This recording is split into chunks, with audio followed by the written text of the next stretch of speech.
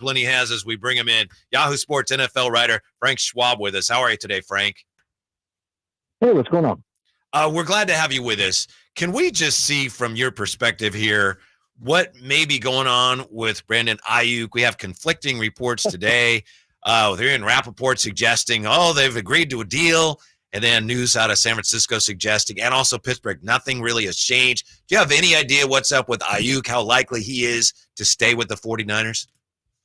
No, I mean, this has gone back and forth so often that it's hard to really say where it's going next or where it stands. I mean, there's been conflicting reports for weeks now. It just seems like all these teams are wanting to get their side out there. And I say this, like I've been covering the league 20 plus years. I don't remember trade talks happening this publicly before. Like it seems like everybody's business is out there, right? Like everybody knows that the team's involved, and even in some cases what they're offering and the contracts that have been turned down. So it's kind of crazy to see this play out in real time like it has. My guess on where we stand is the 49ers are stalling, to be honest. I think why would they want to trade Brandon Aiyuk? I mean, when you talk about Ian Rappaport's report, and what he basically said was the framework's been done. The Steelers are fine with the contract. They're just waiting on the final sign-off from the 49ers.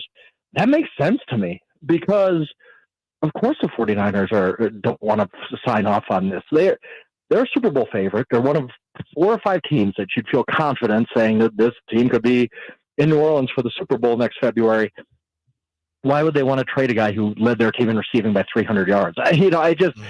So I kind of am like, nobody knows really what's happening. Let's be very honest about that.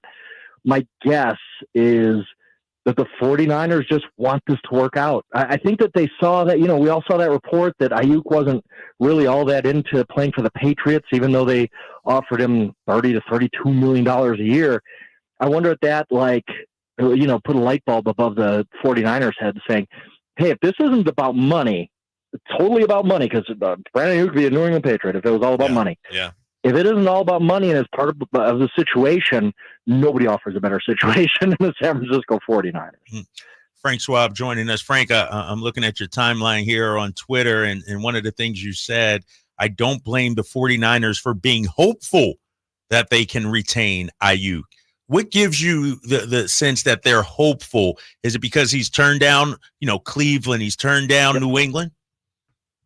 Yep, absolutely. Again, if this isn't just about money, and if it is about money, I'm not even blaming anybody. Like, this is their livelihood, and that's how, if Brandon Aiyuk just said, yeah, Patriots are offering $32 million, I want to go there because I can be one of the highest paid receivers in NFL history. I'd understand it, but it's clearly not about that. The situation factors in, and I think the 49ers all of a sudden are saying, well, he's not just on a money grab here, or he'd be in New England right now.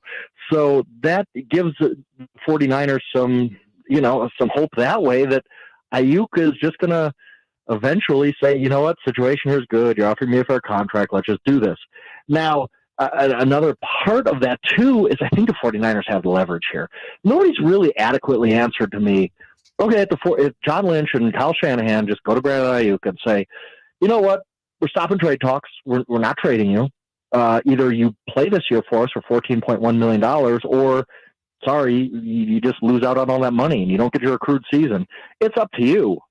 What does Brandon Aiyuk do with that? What's his counterpunch to that? He basically has to play. And I don't love the fact that, I like when players have leverage. I like when they get paid. I'm very pro player in all of this, but I do also understand the realistic scenario here that if the 49ers simply play hardball and say, Brandon, you're either playing with us or you're not playing, what choice does he have? Really? I guess there's some scenario where he, all of a sudden week 1, he has a hamstring injury, and the hamstring injury lasts 18 weeks. But I don't think Brandon Aiyuk's unprofessional like that. And also, he wants to get that big contract next March. So I still think the 49ers hold a lot of cards here. Catching up with Frank Schwab, Yahoo Sports NFL writer. Frank, as you mentioned, as we all know, 49ers appear to shape up as a legitimate Super Bowl contender. What would you say is their biggest concern or obstacle to actually finally achieving that? Yeah, and I think we just talked about it. Yeah. This situation really has to get settled before you can have an honest conversation about the 49ers. If you take Brandon Aiyuk off of this team, I mean, that's a massive. Again, he led this team in receiving by more than 300 yards. Like, he was a massive part of what they do. But let's just assume, other than that, and other than Trent Williams and all this kind of stuff, I don't think there's a weakness. I really don't. It's just it's one of those rare NFL rosters where I usually can sit here even with good teams and tell you, well, they're a little deficient here, a little deficient there. The 49ers aren't. Straight up, like there's nothing holding them back from winning a Super Bowl other than it's the NFL. Right. Weird things happen. It's a year-to-year thing, and you have one key injury, two key injuries, and all of a sudden the margins are so slim that a team like the Detroit Lions can come get you. And I'm picking the Lions to win the Super Bowl, kind of based on variance and just the fact that the Lions got better. And the 49ers really didn't, and they're dealing with this Brandon Aiyuk situation. But obviously, it's so. If you told me the 49ers put all this Aiyuk stuff behind them, went on and finished 14-3 and won a Super Bowl, wouldn't surprise me at all. They have that kind of roster to do it. It's just really, really hard in the NFL from year to year. Yeah. Our guy Frank Schwab joining the drive, guys. Frank, where do you have my Eagles then? Penciled in. And I got to get one. I got to get one Eagles question off, Frank. Where do you have my Eagles? And I'm glad you used the term pencil, because I could pencil them in as high as top 5, and I can pencil them in the middle of the NFL. Oh, come on, Frank. Come on. We can. Somebody has to answer to me. Why did that team for 7 weeks look like one of the 5 worst teams in the NFL last season? Like they were. This wasn't a team that suddenly started losing because this team hit a 58-yard field goal at the buzzer. They were losing to the Arizona Cardinals at home. They were getting boat raced by the Buccaneers in the playoffs. They lost to the Giants week 18. This is a team that suddenly went from 10-1 to one of the worst teams in football. And you can look at the roster and say it's unbelievable. It might be the best roster in football. You can make that argument. You can look at you got such upgrades at coordinator. Fangio's awesome. Kellen Moore's better than what they had, obviously. But I still haven't really heard an answer of what have they fixed from the end of last year that led them to be so bad, like legitimately a terrible football team. So I don't know what to make of the Eagles. I've said this often this off season, that their range of outcomes is winning the Super Bowl or first coach fired. I would believe either one. Absolutely. If Nick Sirianni is fired by Halloween, it would not surprise me that much. Frank, where are you from? You from Washington? You from New York? You a Giants fan or something? Cowboys fan? Where are you from, Frank? It's an unbiased report. I need to hear his background. I got no dog in this fight. I'm based out here in Colorado, grew up in Wisconsin, so I got nothing against the Eagles. I'm just saying, this. It's a weird team. This is the team to me with the widest range of outcomes in the NFL. Maybe the Jets, because we don't know about Rodgers and all that. But I just don't know what to make of the Eagles anymore. I was huge on them 2 years ago. I'll pat myself on the back right now with you. I was the one out in front saying this team can win a Super Bowl before week 1 even. Mm-hmm. And I have some betting slips that I tore up in the fourth quarter of that Super Bowl to prove it.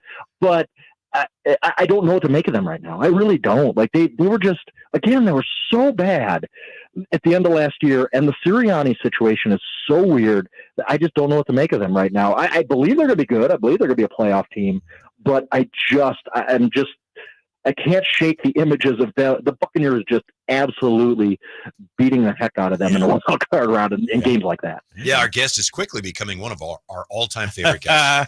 Frank Schwab, Yahoo Sports NFL writer. Frank, we'll let you go on this one. We've been talking NFL people now for a couple weeks, scores, and we'd love your pick for a surprise team. And I'll just tell you, Washington's gotten some mention. Somebody mentioned Arizona. No. Somebody mentioned Arizona yesterday. I think we had a Jacksonville mention, but just Frank Schwab's pick for a surprise team this year. Who do you like?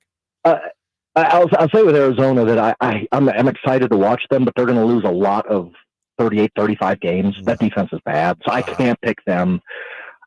I'll say that Washington is. I think Washington is a playoff contender. As crazy as that sounds, I just love Jaden Daniels. I think he's a heck of a player. I think Dan Quinn's a big upgraded coach. They've upgraded their roster. I just think that if you look at the teams that have gone from worst to first recently, just about every one of them had a quarterback drafted in the top 2 who played really well. And I think that the Washington can be that team. I'll give you another answer, though, just because I want to be different. I think the Cleveland Browns can make a Super Bowl. I know I'm getting crazy on you here, but They went 11-6 last year with corpses playing quarterback. Are you telling me Deshaun Watson in 2024 is going to be worse than 37-year-old Joe Flacco? I just don't see it. Like, I get it. Deshaun Watson has to do it. Nobody's rooting for him. Nobody. Like, he is maybe the most unlikable guy in the NFL. I get all that, of course. But their over-under win total right now is 8.5. And you're telling me that an 11-6 team with Joe Flacco quarterback is going to drop 3 wins? Like last year when either Flacco or Watson started, they were 9-2. This was a really, really, really good football team. And it's Kevin Stefanski is 2-time coach of the year. The defense is awesome. They have one question to answer, and that's the quarterback, who 4-ish years ago was a top 5, 6, 7 quarterback in the NFL. And he's 28 years old. There's just no comp. If Deshaun Watson's just done as a reasonable NFL quarterback, there's no comp to it. Like nobody's ever had that career path of being elite and then suddenly falling off and being terrible, except for injury. Like, Dante Culpepper is one example. But I just kind of have this blind faith that Deshaun Watson's going to be okay, and the Cleveland Browns are going to be really, really good. And I'm being a little contrarian just because it's fun, but I'm picking.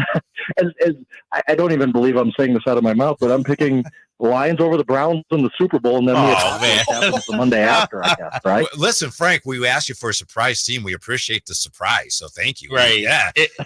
I'll tell you what, Frank. If it's Lions Browns, I don't know who has the Super Bowl this year, but they better get a refund. If it's like nobody watching that game, I'm sorry. Nobody's watching that for the football. No, you are wrong. Everybody would watch the Lions winning a Super Bowl would be one of the great American sports stories, and I would love it. If it's the Lions and Browns, I'm going to call it the Schwab Bowl. I'll tell you that right now. Okay. Thanks, Frank. Hey, keep this clipping if it comes true, and if it doesn't come true, just burn it. We appreciate it. We'll talk to you soon, sir. Thank you. Appreciate you guys. Yeah. All right. When we come back, we'll sort through the conflicting Aiyuk reports today, next on Sactown Sports. I'm Ken Korak with your